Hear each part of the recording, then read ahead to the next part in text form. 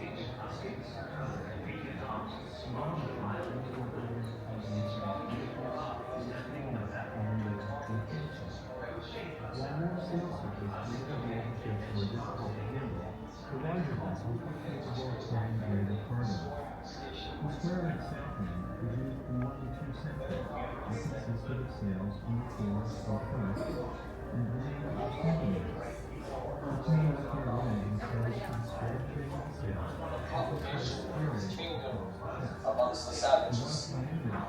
Really savages? Verily, but don't you worry, Peter.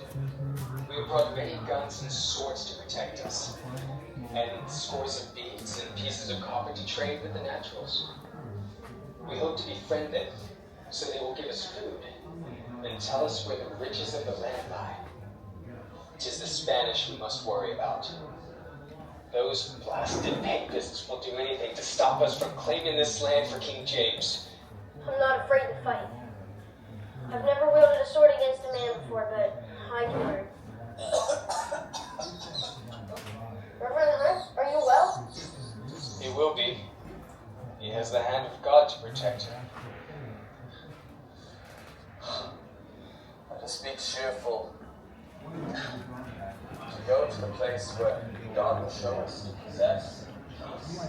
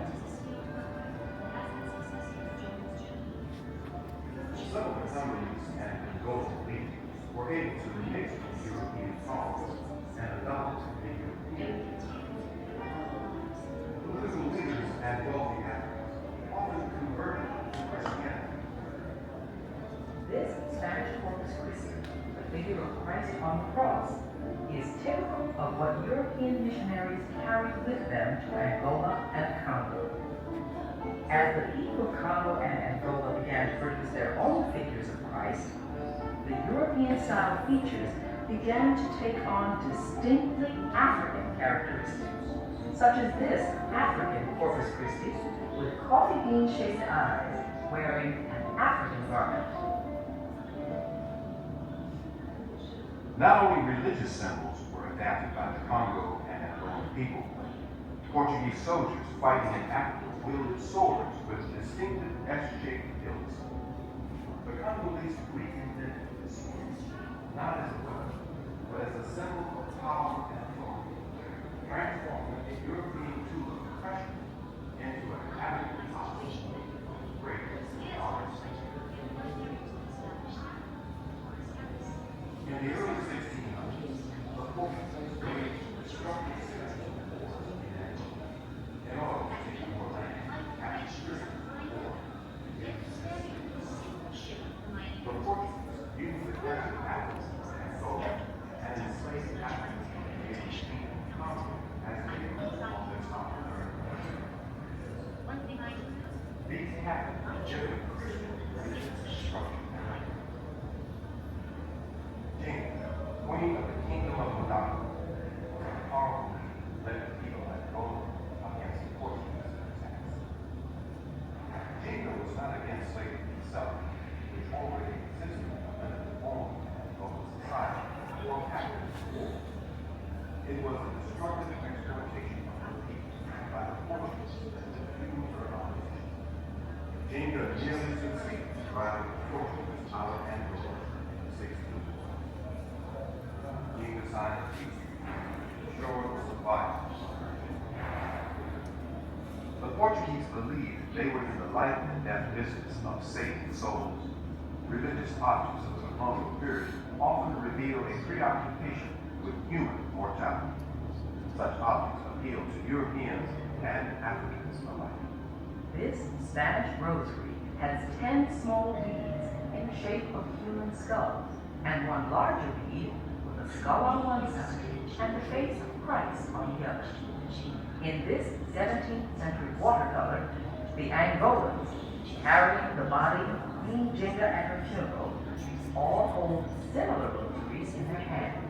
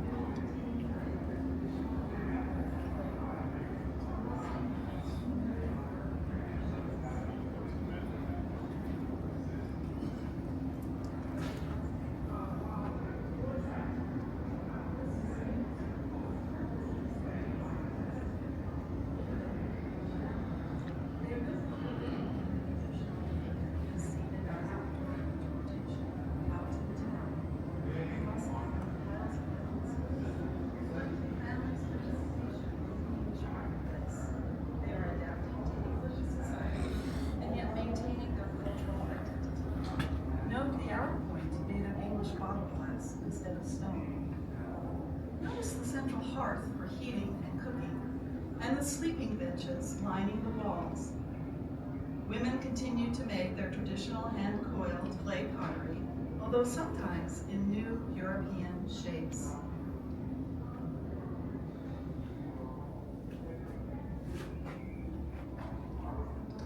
This framed structure represents the late 17th century home of a Virginia Indian family. They are no longer living in a traditional Yahican as seen in our outdoor interpretation of a Powhatan town. The musket and the piles of animal skins reflect the family's participation in the English marketplace. They are adapting to English society and yet maintaining their cultural identity. Note the arrow point made of English bottle glass instead of stone. Notice the central hearth for heating and cooking, and the sleeping benches lining the walls. Women continue to make their traditional hand-coiled clay pottery, although sometimes in new European shapes.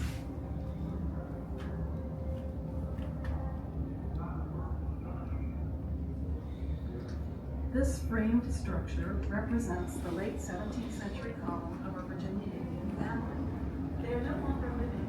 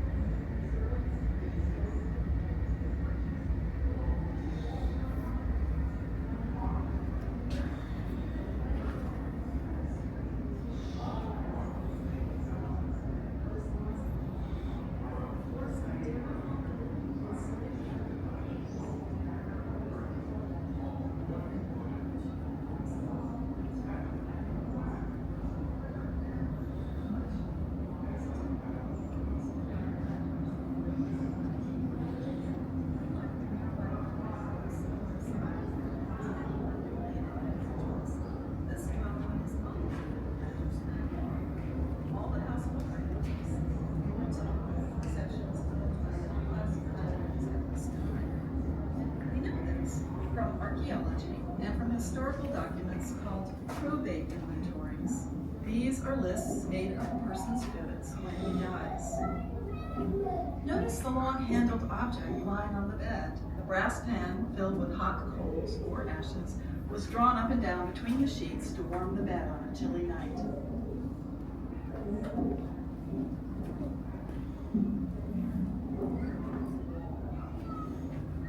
This small wooden structure with no glass windows, a dirt floor, and a mud chimney is a typical home for most middling planters in late 17th century Virginia.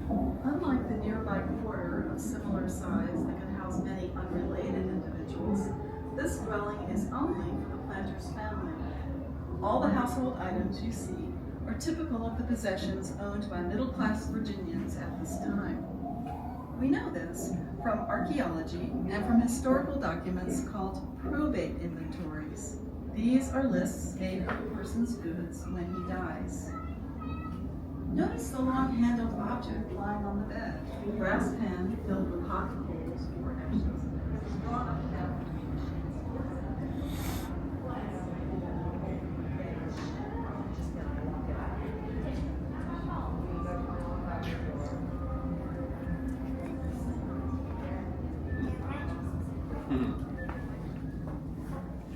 By the late 17th century, planters started housing their workforce in separate buildings called quarters. Many unrelated individuals lived together. Personal storage spaces are provided by subfloor pits called root cellars. Look in the reconstructed root cellar to see some of the objects archaeologists typically find in these pits. Servants and enslaved individuals could purchase or trade for these goods at the marketplace from money they made gardening, doing handicrafts, or hunting after the official workday was over. Notice the musket on the wall. Before 1705, enslaved Africans were permitted to carry firearms for hunting if they had permission of their masters.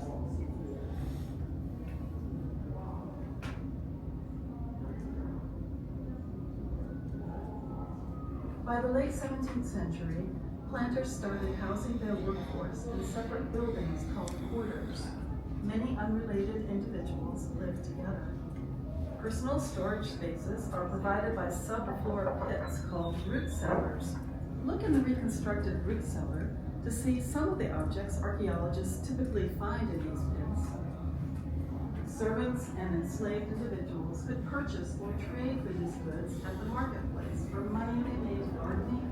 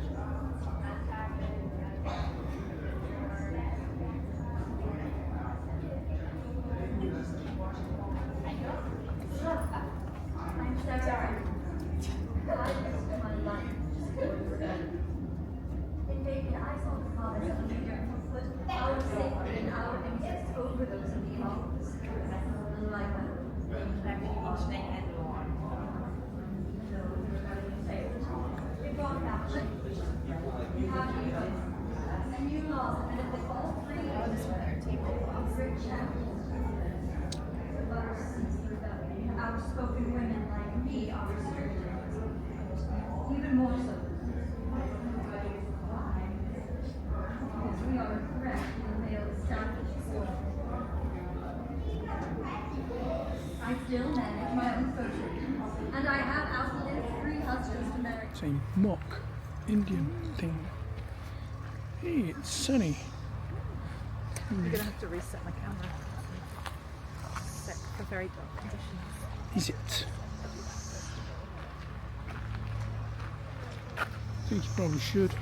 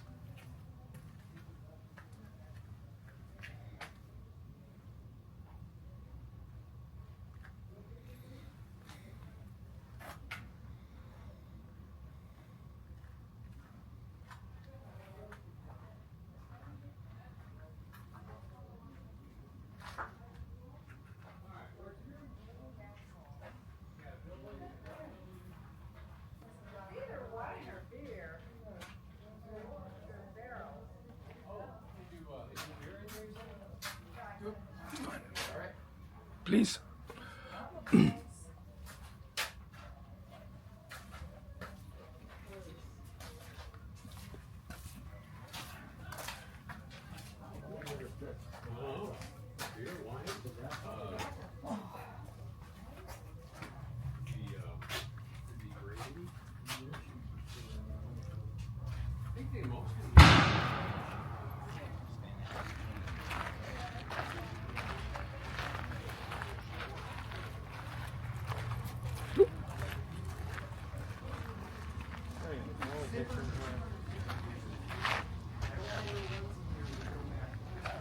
So I don't wear them, but my boys fit this together, and it's actually the first zipper is 1893 pen. So you're 290 years in the future on zippers. But no, she's very good at this sort of thing. We know if we go beyond this, she knows. She just. So how is it attached? It goes. I have holes here, here. So in theory, I'm supposed to put that through. If I was doing a big demonstration as an officer for you, How does it stay? it doesn't. It just this stitch. Let's see where is it? Where is it? Yeah, if you want to see it, it just goes through. I pull it through, and it just sticks that way. Okay. Yep. We have an inventory for what you're supposed to bring here in 1610, and it says basically 3 sets of these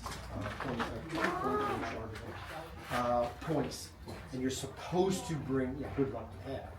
They break all. These break all the time because you can imagine how thin they are.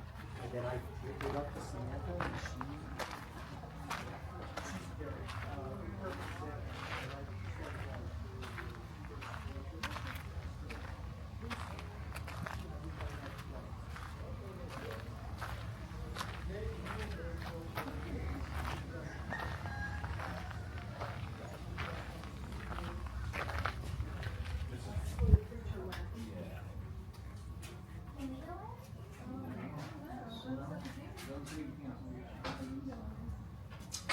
So he would come in here and then you go up the steps and you go at the top.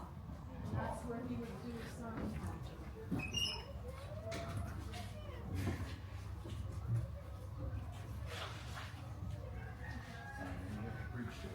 Stay up there.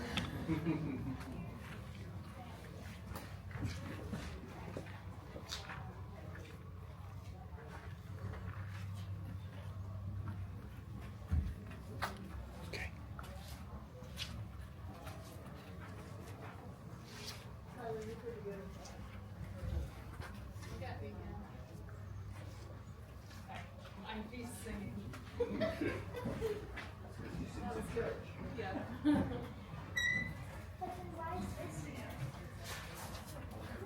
Maybe if he was doing, maybe the chorus, the people that sang stood here. And their books were here. They probably didn't have books, they probably just, yeah, it wasn't just for church. Hey, we walked to the church.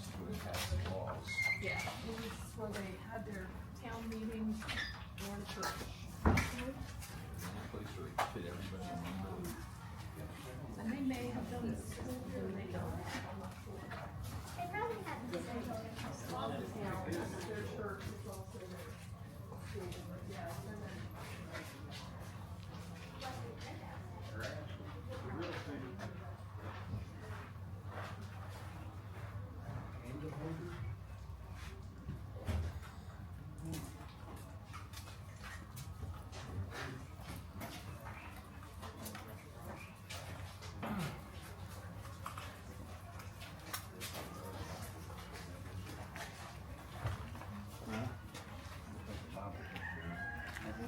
Pretty good, doesn't it?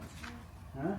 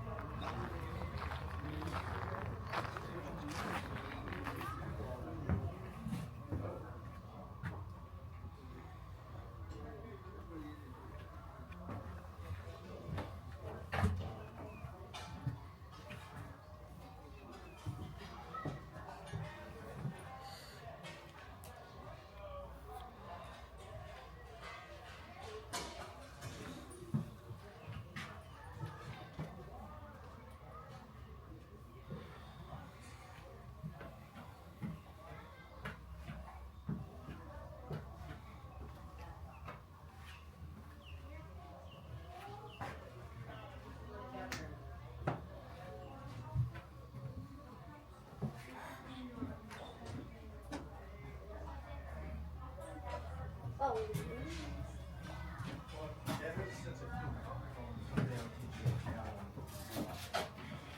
Wow. Too much here, I wonder. More of the governor's family? I bet they're awesome. I'd say these are not.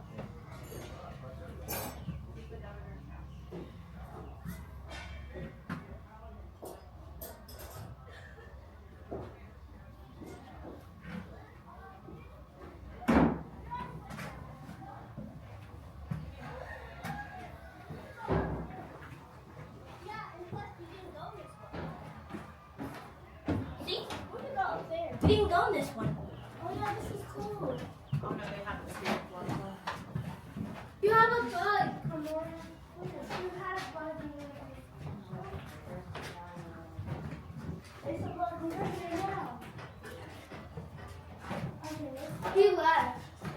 Oh yeah. Yeah, he left.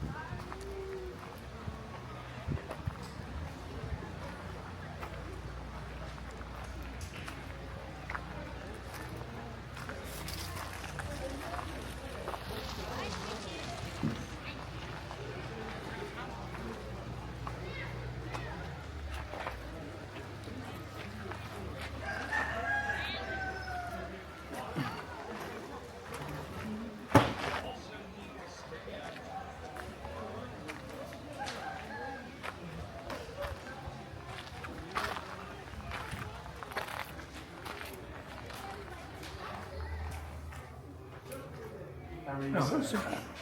And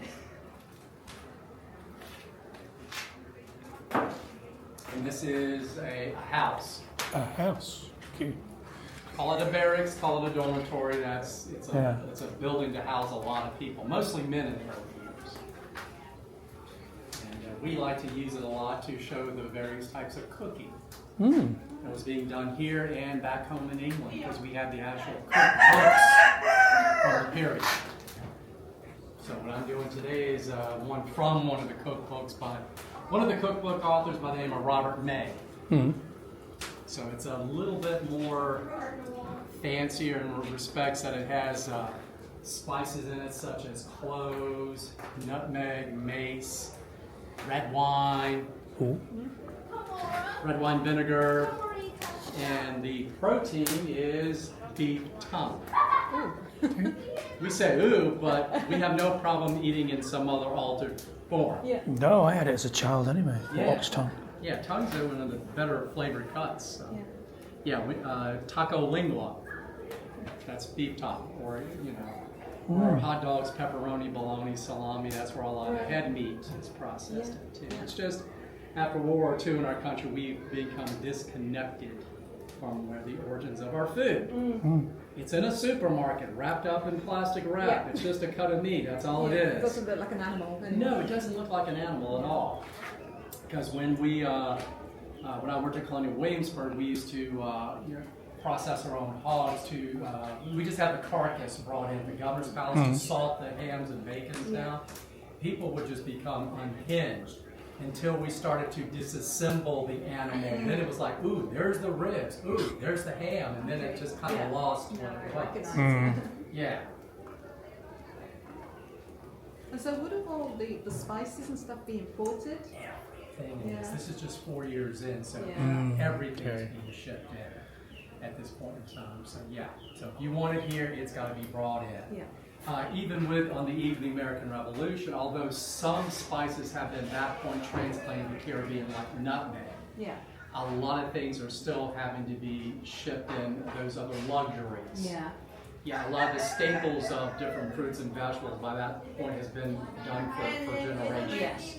Yeah. But yeah, anything else, yeah, you've got to bring it in. So. Yeah. But the Virginia company is just going to not send a lot of white wheat flour over, but they're going to send maybe what we call brown flour, whole wheat flour. Process. Yeah, something that today we spend a lot of money because we want those things. Yeah. We don't want what the governor has at his formal dinner table, and this is what makes the better pastries and things of that nature. So. Excellent. Thank you. Oh, you're right. Well, thank you. Yeah, please do. You should.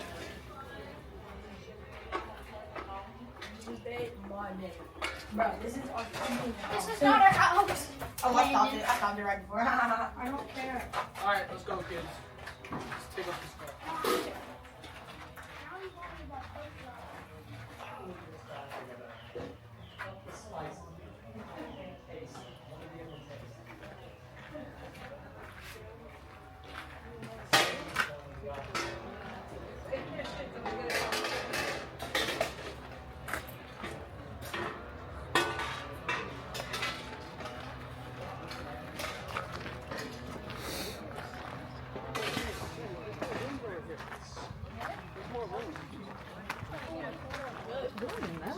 It was very warm in there.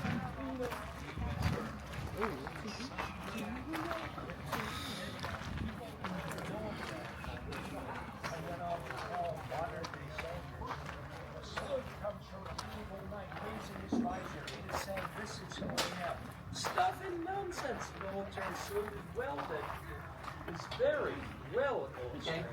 Hello. So you walked into the domain of the armorers here. It's the forge in general. We have a couple different specializations here who work, but today it is the domain of the armorers. The armorers are working on armor. Which is what armorers do. Yeah, that would make sense. Let me change up this bit. I'm going to be attaching some leather straps along the outer edge of the inside of this piece of armor. And those leather straps are going to be a connection point for a cloth padded liner. So you have to remember, if you're going to wear armor, you got to wear something underneath it that's going to make wearing it bearable.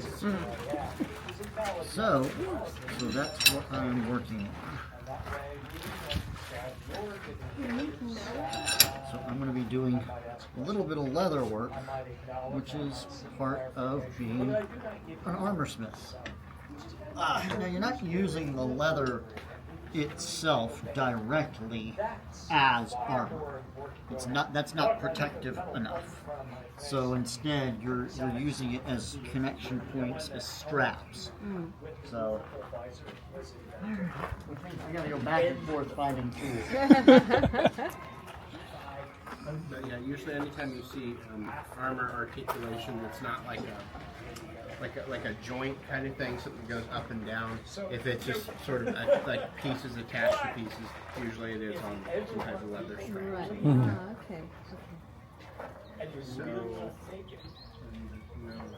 So if you see someone wearing armor today, and you see the things hanging down off of the tassets, if those are articulated tassets, then those are probably So for the most part, you know,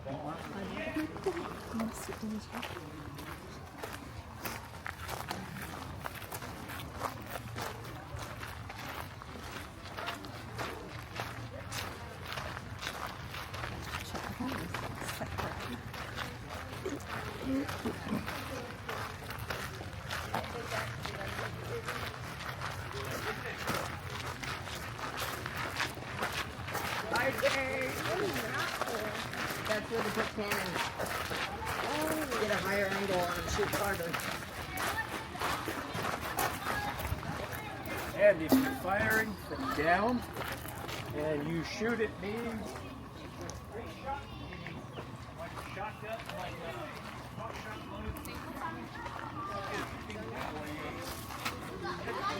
a Mom, can I record?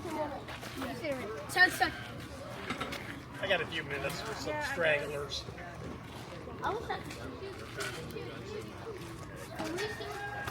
We're not shooting yet. Shoot it. We're not even supposed to hold it. And before I begin, I just want to thank everybody for visiting with us today.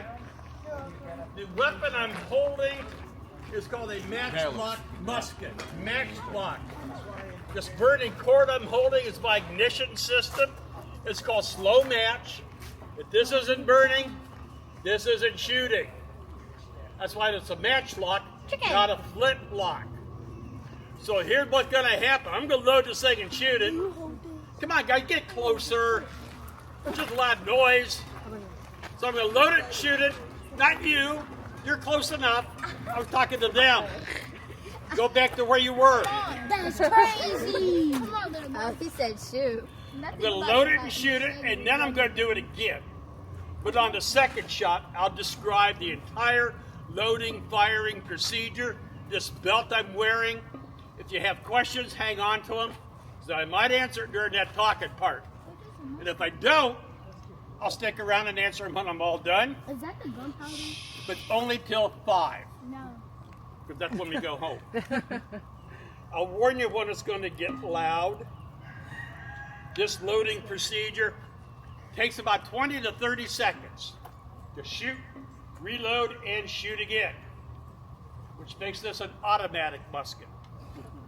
Because I shoot it and I automatically reload it. Big camera, put your hand down. Tough crowd. Tough crowd.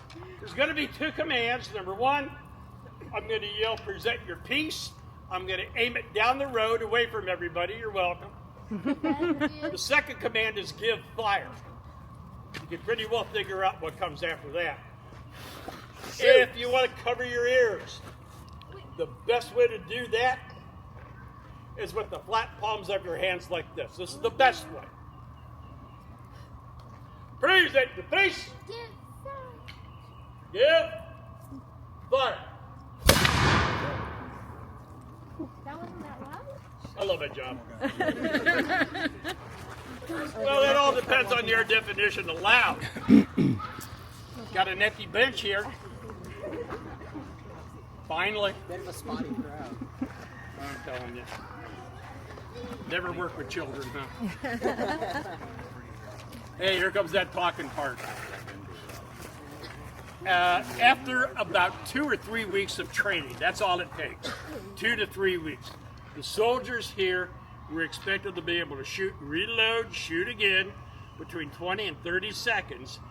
And the reason they could do it that fast, if you consider 30 seconds fast, is this belt I'm wearing called a bandolier. Because these hanging in some of our houses, they're down there on the ships. I'm wearing mine.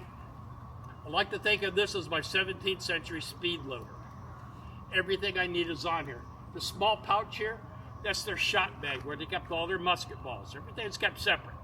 These wooden bottles, they're not duck calls. They're gunpowder holders. They're called chargers. They're hollow. Each one would contain enough pre-measured gunpowder for 1 shot. 1 bottle, 1 shot. I got more behind me I can't even reach yet. But the key word in all that was pre-measured. When you go to reload and you got arrows flying at you, you don't have to stop and take and measure. These are all empty today. That saves a lot of time. But reloading, putting gunpowder down the barrel, that's step 3. Step 1 is to put a small amount of gunpowder in that little side compartment there at the bottom called the priming pan. That gunpowder is kept separate. And I got a couple of different reasons. Number 1, priming pan gunpowder was a different quality. The grains of gunpowder were finer, they burned hotter and quicker. You'd like to have that for that ignition. You don't really need it, but you'd like to have it. Reason number 2, these are all pre-measured, so my shot goes the maximum effective range of 100 yards, thick a football field, goal line to goal line. Can't get any more in them. So if I prime the pan with one of my chargers, just that little bit, and then put the rest down the barrel, I just lost distance on that shot. So to keep that priming pan gunpowder separate, you might have a different shape bottle, different color, maybe a flask, maybe a powder horn, anything to keep it separate. Today, just for demonstration, no, I'm using a paper cartridge. This is just for demonstration. They haven't gone to paper here yet. They will in the future. But not in 1610, our time period. So, step one, prime your pan. Put a little gunpowder in there. That's enough right there. Step two, swing the pan cover shut. Close it up. That's going to remain closed till I'm ready to shoot. That's like the safety. Step three, turn the gun over, open up a full bottle, and pour all that gunpowder down the barrel. And that would be followed by a musket ball. They don't have paper wadding yet. And there's that word again, yet. And I am not shooting a musket ball, substituting the paper for the shot. I got to push everything down to the bottom. Every musket had a stick underneath it. They called it a scouring stick. I just called it a rammer because that's what I'm doing. Ramming everything down, packing it in. Pull it out before you shoot, put it away. What I was actually doing down there is I was compressing all those loose grains of gunpowder to get a bigger, better explosion. And you just got a high school physics lesson. Put that rammer away. I'm now primed and loaded. Bring the weapon back up. Take one end of my slow match, blow all that ash off so it's glowing nice and red hot, and then cock it. Put a little holder here so the red hot part is facing backwards toward the priming pan. The holder and the trigger are connected together with the bar that's inside here. So when I'm ready to shoot, aim, reach up, swing open the pan cover to expose the gunpowder, and then pull the trigger. I'm lowering fire into gunpowder. When that touches, I get the flash in the pan. Immediately, no delay, that flash fire is going to travel through a little hole where the pan is attached to the barrel called the touch hole, because it will touch off the gunpowder I just rammed down there. So I'm using a small amount of gunpowder to ignite a larger amount. It's that controlled explosion of gunpowder and by seal the barrel that forces whatever's in there to come out the other end. It really is that simple.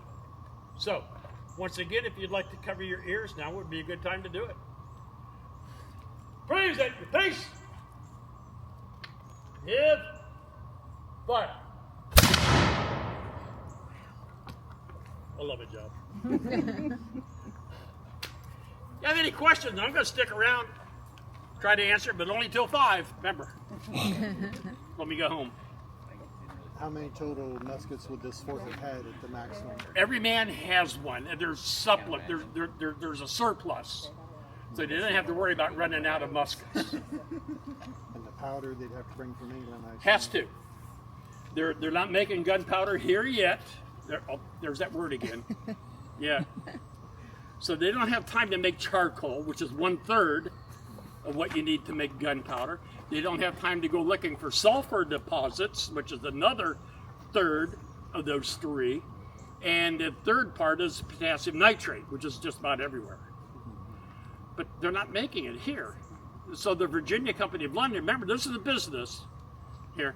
The Virginia Company will supply all the gunpowder these guys need until 1624. That's when they had to declare bankruptcy. This becomes the Crown Colony of Virginia. And they had another and another and another and another and another. We had 13 colonies.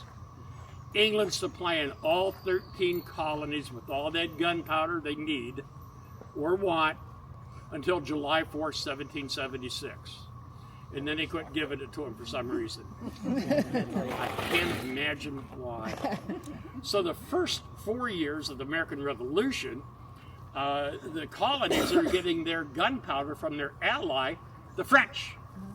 The French are getting back at the English for losing the French and Indian War 15 years before the American Revolution, and that was started by some guy named George Washington.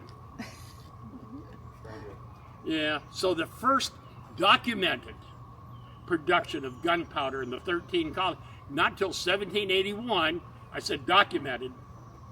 It's done by a French family. Their last name is DuPont. You can buy shares of stock in DuPont today, except it's under Dow Chemical. But they make more than gunpowder. In fact, Dow doesn't even make gunpowder anymore. DuPont. Questions, curiosities? So you said 2 to 3. What did you say? 2 to 3 weeks of training. Training. That's it. They're expected to be doing this. I mean, how much time during those 2 to 3 weeks every day? Every day, 2, 3, 4 hours. Yeah. Just like basic training today. Except I had 8 weeks of it. So you Then I had another 8 weeks of advanced infantry training. So 100 yards was the 100 maximum range? maximum effective range. Okay, so but for accuracy, you would be less than 100 yards. No. 100 yards, No. it could be inaccurate. Historians here write that these things were not accurate. They never shot one. Never saw it. Sure. We do take these out, put live rounds down. We haven't done it in a while, but we have done it. Yeah. And we go to a range right across the river, Yeah. and we put silhouette targets, paper, 100 yards away. No problem. A lot of. I'm not looking for a 6-inch group, Yeah. but if I hit that paper target, I'm happy. Yeah. Sure. So we got an 80, 85, maybe even a 90% accuracy. So our sister museum is in Yorktown, and they're doing flintlocks at that time. So we arrange it that we both get there at the same time, same day, and we have a little contest. Sometimes they win, sometimes we win. So they're similar in that. Yep, absolutely, And range. absolutely. And range. Similar. 100 yards, maximum effective range. This thing will shoot 300. I have no idea where that bullet's going to hit, except the ground. Gravity. Unless you get stuck in something. Unless it gets stuck in something. What's your remote?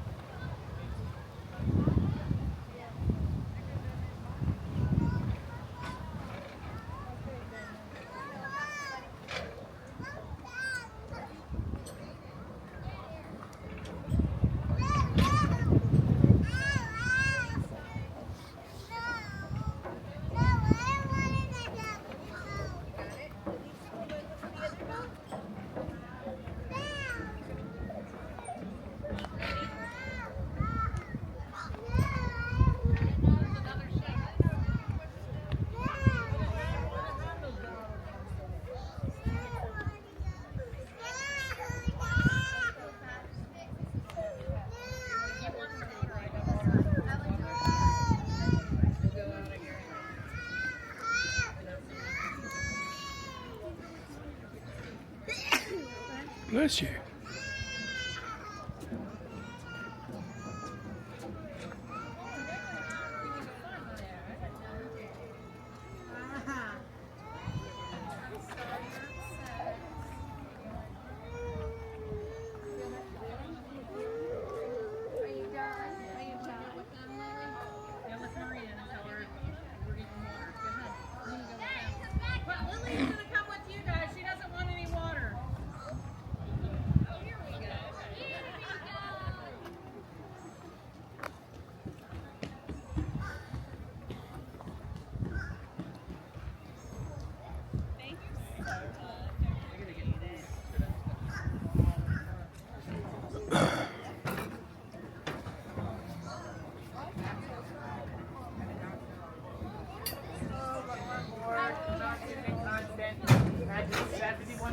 For 144 days, almost 5 months. Ladder to your left there, we'll take you down when you're ready. It is steep, so you recommend you turn and go backwards like a step ladder. Okay. Be very careful. That is called a night set. It's a pulley system. What is, you know what a pulley is? Take it across.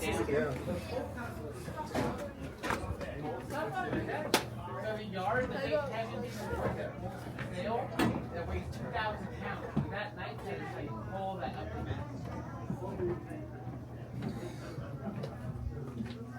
Come on board to the constant. Imagine 70 women on this ship for 124 days. You want your own pace? If you want to go below, use this forward ladder. That is. Let's see what's in the other one first. Oh, welcome on board. Come on, to the constant. Imagine 71 men on this ship for 144 days. 71. Here on 17 sailors, 54 tall. Now, ladder to your left. Take it down when you're ready. For this, the rest of it, you go back to the next step. Ropes. Thanks, ropes.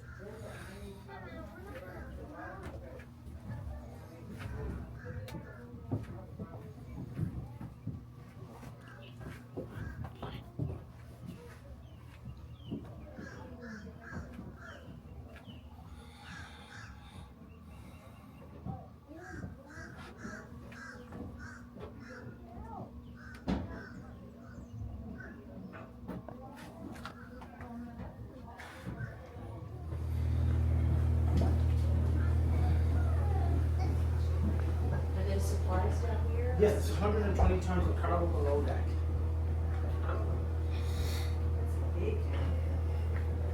Yep, that's what the ship is built for. It's designed for the cargo, not for the people.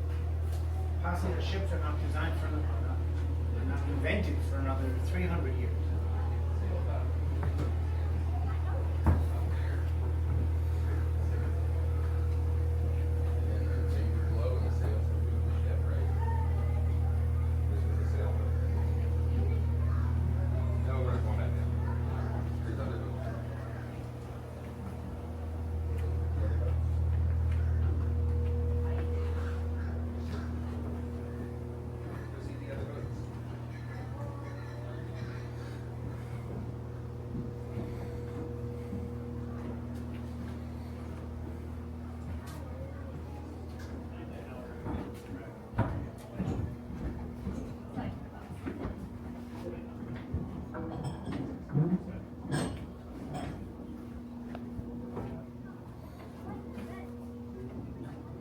Thank you.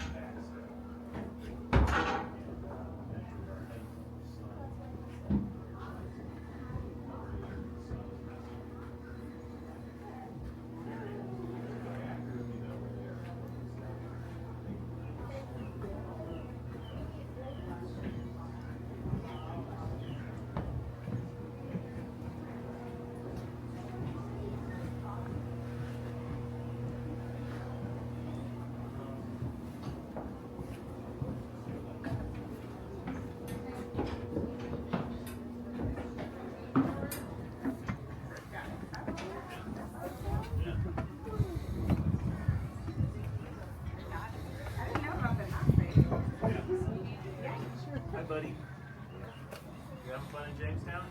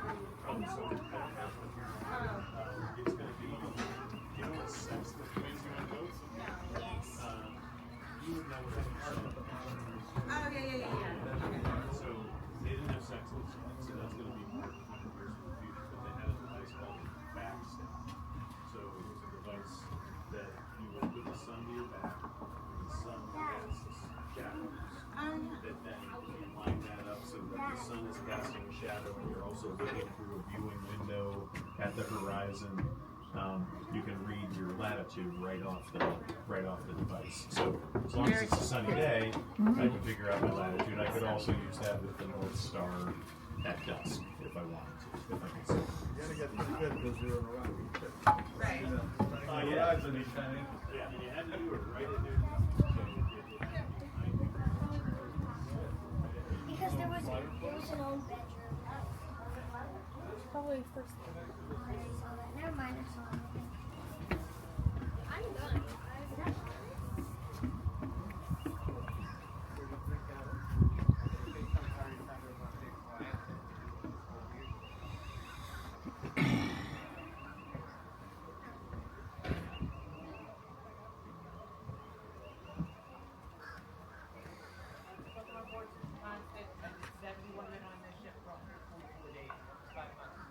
Glad if you're left there, we'll take you down when you're ready.